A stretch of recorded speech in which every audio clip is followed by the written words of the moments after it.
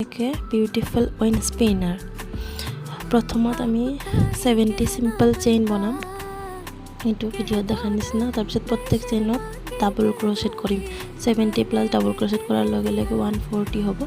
তাৰপিছত আমি আকৌ কালাৰ চেঞ্জ কৰি এইটো কালাৰ চেঞ্জ কৰি আমি ডাবল ক্ৰোশেট প্ৰত্যেক চেইনত তাৰপিছত 280 হ'ব তো অলপমান শেপ আহিছে এইটোত তাৰপিছত লাষ্টত আমি